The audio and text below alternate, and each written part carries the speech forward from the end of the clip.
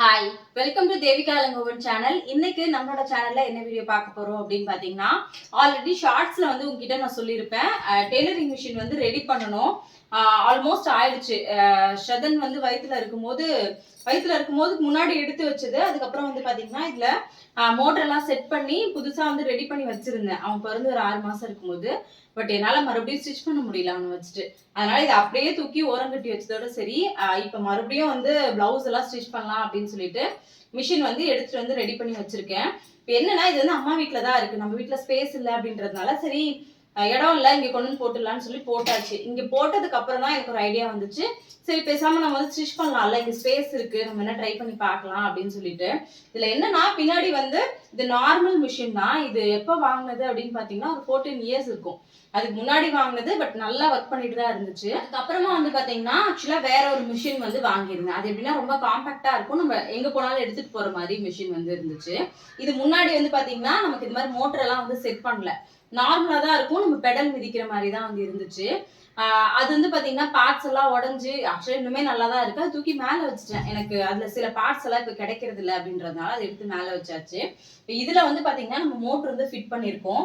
இதுக்கு முன்னாடி வந்து பாத்தீங்கன்னா கொஞ்சம் ஆயில் எல்லாம் விட்டு ஒரு 2 டேஸ்க்கு முன்னாடி எல்லாத்தையும் ரெடி பண்ணி வச்சிருக்கேன். பட் ஸ்மூத்தா தான் இருக்கு. ஆனா இது தைக்குமா என்ன அப்படின்றது வந்து தெரியல. அதுதான் இன்னைக்கு இந்த வீடியோல வந்து நம்ம பார்க்க போறோம். ஆக்சுவலா இது நல்லா ஸ்டிச் பண்ண ஆரம்பிச்சிருச்சு அப்படின்னா ரெகுலரா டெய்லரிங் வீடியோஸ்மே நிறைய பேர் பிளவுஸ் ஸ்டிச்சிங் வீடியோஸ் எல்லாமே வந்து கேட்குறீங்க. அதுவுமே முடிஞ்சதுன்னா கண்டிப்பா உங்களுக்காக நான் வந்து ஷேர் பண்றேன். இப்போ இங்க என்னன்னா இங்க ஒரு ஃபிளக் பாயிண்ட் வந்து ஆல்ரெடி இருக்கு.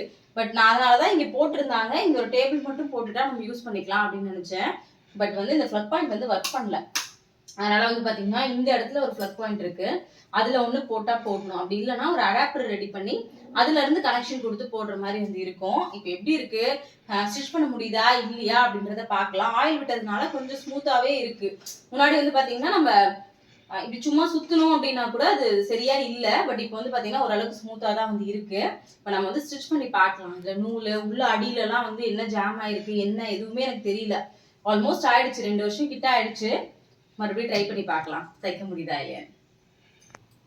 ஆக்சுவலா ஆல்ரெடி வந்து பாத்தீங்கன்னா என்ன வந்து விட்டுருந்தேன். பட் இருந்தாலும் சரி ஸ்டிச் பண்றதுக்கு முன்னாடி விட்டுடலாம் அப்படின்னு சொல்லிட்டு இங்க வாப்போ இங்கே காமிங்க.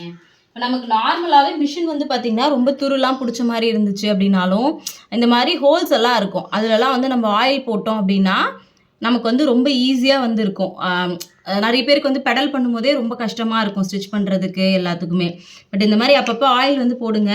அதே மாதிரி இந்த சைட்லேயுமே வந்து பார்த்திங்கன்னா இங்கே லூஸ் பண்ணுற இடம் டைட் பண்ணுற இடம்லாம் வந்து இருக்கும். இது எல்லாத்துக்குமே வந்து பார்த்திங்கன்னா ஆயில் விட்டால் நமக்கு அந்த நூல் வந்து வர்றதுக்கு எல்லாத்துக்குமே ரொம்ப ஈஸியாக வந்து இருக்கும். அதனால் சரி மறுபடியும் ஒரு தடவை ஆயில் விடலான்னு சொல்லி விட்டு பார்க்குறேன்.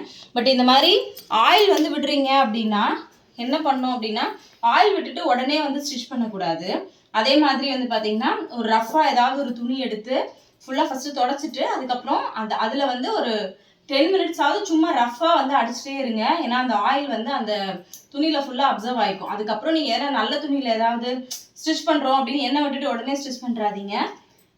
ஒரு நார்மல் வேஸ்ட் துணி ஏதாவது இருக்கும்ல, சும்மா மடிச்சுட்டு ரோல் பண்ணி ஒரு 2-3 தடவை அடிங்க. உங்களுக்கு தெரியும் என்னெல்லாம் அதில் போயிடுச்சு அப்படின்னு தெரிஞ்சதுக்கு அப்புறமா வந்து நீங்கள் அதுக்கப்புறம் வந்து உங்களோட நல்ல ட்ரெஸ்ஸஸ் வந்து ஸ்டிச் பண்ண வந்து ஆரம்பிங்க. இது ஆக்சுவலாக எடுத்துகிட்டு வந்திருக்கேன். இதில் இப்போ நம்ம வந்து ஃபிட் பண்ணலாம். பட் அடாப்டர் இருக்கா அப்போ இருக்குதானே தெரியலையே. இது பார்த்தீங்கன்னா ஆக்சுவலாக பெடல் இருக்கு. பட் வந்து இது நம்ம ஹைட்டுக்கு வந்து செட் ஆகலை இங்கேருந்து பண்ணுறதுக்கு. இது வந்து மறந்து போச்சு எதுல கனெக்ட் பண்ணணும்னு மறந்துட்டேன். ஒரே நிமிஷம்.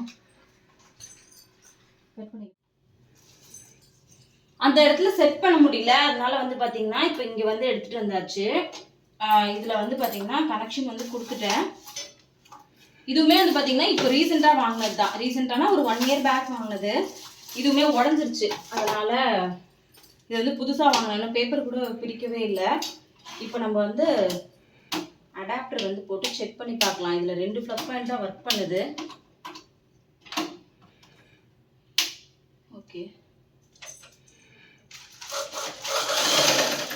தைக்குது. ஏதோ கடகடன்னு சத்தம் வேற கேக்குது. பாபின் கேஸ் ஏதாவது பிரச்சனையா? ஏன்னா ரொம்ப நாளாக யூஸ் பண்ணாததுனால எல்லாமே கொஞ்சம் டைட்டாக தான் வந்து இருக்குது. ஆக்சுவலாக நூல் சுற்றி இருக்குன்னு நினைக்கிறேன். உள்ளேயுமே கொஞ்சம் துடைக்க வேண்டியது இருக்குது. இதெல்லாம் துடைச்சிட்டு அதுக்கப்புறமா பார்க்கலாம். ஃபுல்லாக டஸ்ட்டாக இருக்குது. இதெல்லாம் ஓரளவுக்கு முடிஞ்ச அளவுக்கு க்ளீன் பண்ணியிருக்கேன்.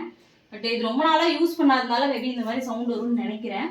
இது நம்ம நூலெல்லாம் போட்டுட்டு ஒரு தடவை தையல் ஓட்டி பார்க்கலாம் எப்படி இருக்குது அப்படின்னு சொல்லிட்டு. இது எல்லாமே ரொம்ப பழசு தான். பட் வந்து அன்றைக்கி இது எல்லாத்தையும் எண்ணெய் விட்டுருந்தேன். அதனால் கொஞ்சம் ஸ்மூத்தாக தான் இருக்குது பாபின் கேஸ் எல்லாமே. இப்போ போட்டுட்டு நம்ம திரும்ப வேணால் ட்ரை பண்ணி பார்க்கலாம் ஸ்டிச் பண்ண முடியுதான்னு. போகவே மாட்டேங்குது.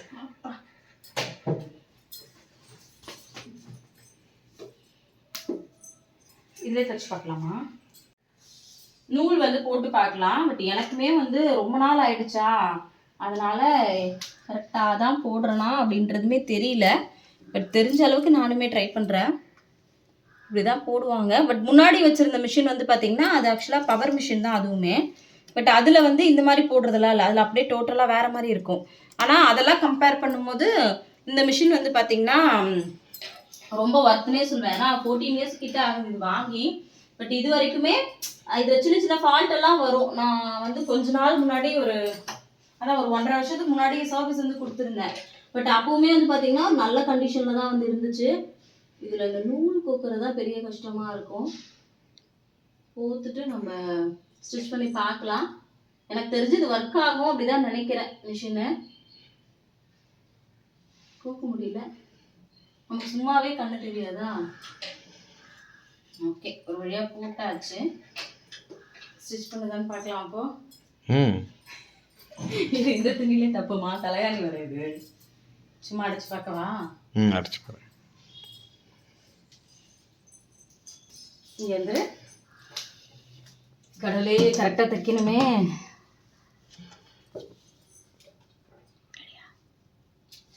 தைக்கவா?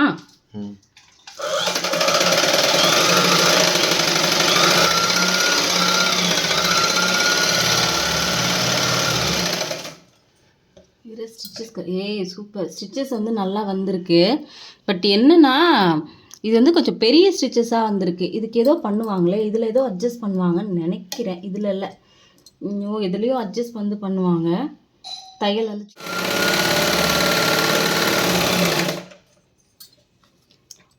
ஓகே ஓகே, இப்போ தான் புரியுது. என்னன்னா தையல் கரெக்டாக வந்துச்சு. என்ன விஷயம்னா கீழே வந்து பாபின் கேஸ் வந்து இதில் பாருங்கள் தையல் வந்து ரொம்ப பொடி தையலாக விழுதுல்ல. ஆக்சுவலாக என்ன ரீசன் பார்த்தீங்கன்னா அந்த கீழே வந்து பாபின் கேஸ் இருக்குல்ல, அது வந்து சில டைம் லூஸாக இருந்துச்சு அப்படின்னா ஸ்டிச்சஸ் வந்து பெருசாக வந்து விழும். அதில் வந்து சப்போஸ் அந்த மாதிரிலாம் ஆகும்போது என்ன பண்ணோம்னா ஒரு சின்ன கிளாத் வந்து கட் பண்ணி அதுக்குள்ளே வச்சு ஸ்டிச் பண்ணும்போது இந்த மாதிரி பெரிய தையல் வந்து விழாது. அதனால தான் இதுக்கும் டிஃப்ரென்ஸ் வருது. ஒன்று வந்து பொடி தையலாக இருக்குது, இன்னொன்று வந்து பார்த்திங்கன்னா கொஞ்சம் பெரிய தையலாக வந்து இருக்குது. அதே மாதிரி இந்த சைடுமே வந்து பார்த்திங்கன்னா கொஞ்சம் லூஸ் பண்ணுவாங்க. இந்த இடத்துல லூஸ் பண்ணும்போது லூஸ் டைட் பண்ணோம் அப்படின்னா அதுக்கேற்ற மாதிரியுமே ஸ்டிச்சஸ் வந்து வரும். பட் மிஷின் வந்து இப்போ தைக்க ஆரம்பிச்சிருச்சு. இந்த பாபின் கேஸ் இருக்குல்ல, இதில் ஆக்சுவலாக ஒரு சின்னதாக ஒரு கிளாத் மட்டும் கட் பண்ணி வைக்கணும். வச்சிட்டோம் அப்படின்னா கண்டிப்பாக வந்து ரெடி ஆகிடும். ஒரு வழியாக மிஷின் வந்து ஆக்சுவலாக ரெடி பண்ணியாச்சு.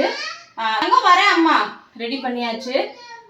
சீக்கிரமாகவே ப்ளவுஸ் எல்லாம் வந்து எல்லாம் மெட்டீரியல்லாம் வாங்கிட்டு சீக்கிரமாக வந்து ஸ்டிச் பண்ணுறேன். நீங்கள் யாராவது ரெகுலராக இப்போ யாராவது ஸ்டிச் பண்ணிட்டு இருக்கீங்க அப்படின்னாலும் மறக்காமல் கமெண்ட்டில் சொல்லுங்கள். ரொம்ப நாள் ஆச்சு, ரொம்ப வருஷம் ஆச்சு ஸ்டிச் பண்ணி. அதனால் எனக்குமே கொஞ்சம் தான் ஞாபகம் இருக்குது டெய்லரிங்கு. பட் டெய்லரிங் வந்து ரொம்ப பிடிக்கும். அதனால் அதுவும் என்னோடய ட்ரெஸ்ஸெல்லாம் நானே ஸ்டிச் பண்ணி போடுறது எனக்கு அவ்வளோ வந்து பிடிக்கும். கண்டிப்பாக இருக்கிற ப்ளவுஸ் எல்லாம் நானே இனிமேல் ஸ்டிச் பண்ணிக்கலாம் அப்படின்ட்டு இருக்கேன். தையல் மிஷினில் பெருசாக எந்த ஃபால்ட்டும் இல்லை. ஓரளவுக்கு மேனேஜ் பண்ணி தைக்கிற அளவுக்கு தான் வந்து இருக்குது. பட் இந்த ஊசியெல்லாம் வந்து நூல் ஊசியெல்லாம் ரொம்ப நாள் ஆச்சு வாங்கி. அதனால் ஒரு சிசர் வாங்கினோம். அதுக்கப்புறம் கொஞ்சம் லைனிங் துணியெல்லாம் வந்து வாங்க வேண்டியது இருக்குது. மேபி டைம் இருந்துச்சு அப்படின்னா இன்றைக்கி வாங்கிட்டு மேக்ஸிமம் தைக்க வந்து ஆரம்பிச்சிடுவேன்.